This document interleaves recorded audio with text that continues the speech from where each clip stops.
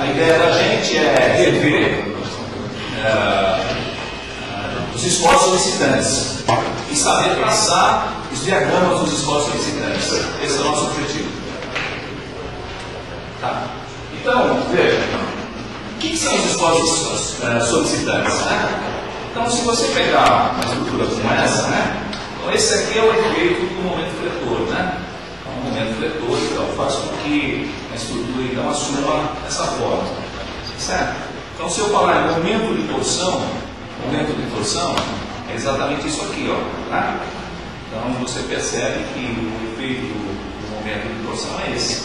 Agora, se eu pensar então em forças normais, né? Então, a força normal de tração e a força normal de compressão, certo? É isso que nós temos. Fora isso, então, força normal, tração e compressão, certo? Eu tenho a força cortante.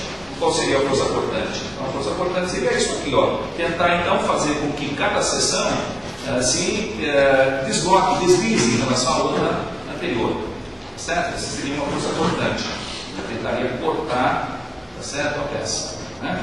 Depois o momento fletor e o momento de torção. Então, nós vamos aprender, né? Nós vamos verificar então como fazer o diagrama então, desses esforços solicitantes.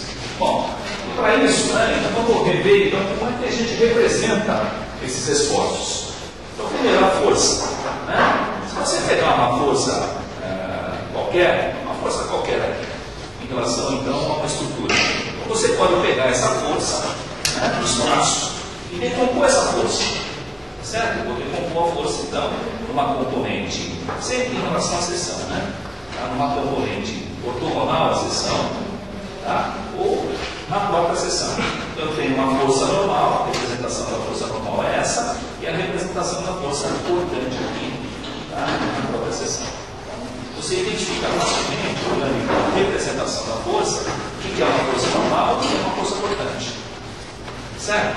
E em relação ao momento também, né? Se você tiver um momento qualquer no espaço, então você pode pegar esse momento e decompor esse momento então em duas componentes. Certo? Então uma componente então, que é o momento de torção, certo? Esse é o momento de torção, e essa outra aqui, esse outro momento que seria o momento de flexão.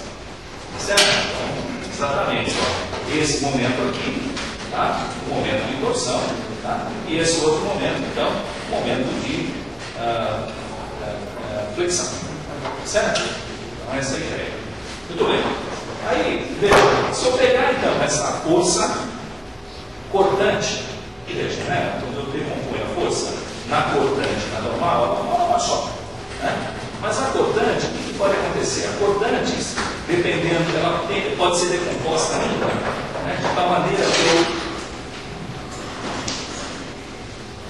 Então, a força cortante, eu posso decompor em duas componentes.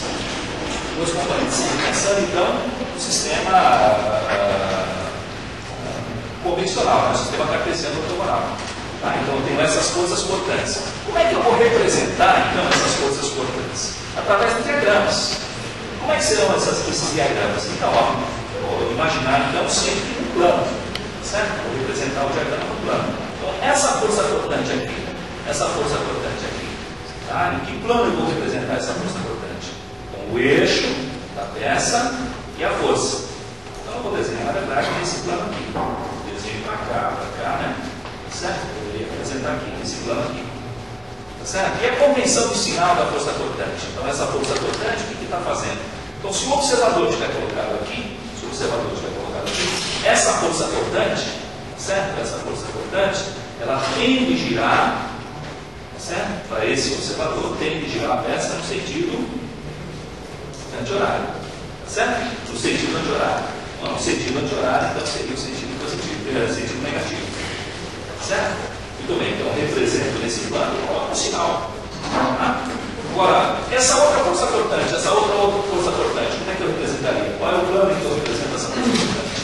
Então, essa outra força cortante, eu vou representar nesse plano aqui, ó. Tá? O plano da força e do eixo da peça. Eu vou representar nesse plano aqui. E qual seria o sinal? Então, novamente, o observador se o observador tiver colocado aqui, em relação a esse observador, tá, estaria tentando girar, essa força cortante estaria tentando girar a peça no sentido anti-horário novamente. Anti-horário não, horário agora. Tá certo? O observador aqui no sentido horário. Tá certo? Então, isso seria então o sentido positivo. Tá certo? Coloca o sinal de mais, tá certo? Nesse diagrama. Então, a representação sempre assim. Tá certo? Qual é o plano então? Qual é o plano? O plano sempre o eixo da peça, tá? E a força cortante. É esse o plano que deve ser desenhado. Tá? Muito bem. Se eu pensar então no momento, tá? Então tem aquele momento aqui, o momento fletor. Vou pegar o momento fletor e decompor então, tá? Em dois eixos.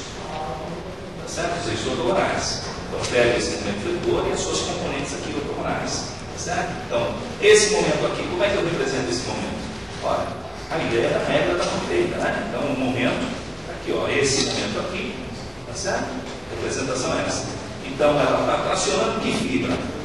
Ué, a fibra que está aqui, então vou desenhar aqui, do lado de cá, tá certo? Esse momento fletor, tá certo? Está tracionando a fibra do lado de cá. Então, desenho, tá? Desse lado tracionado.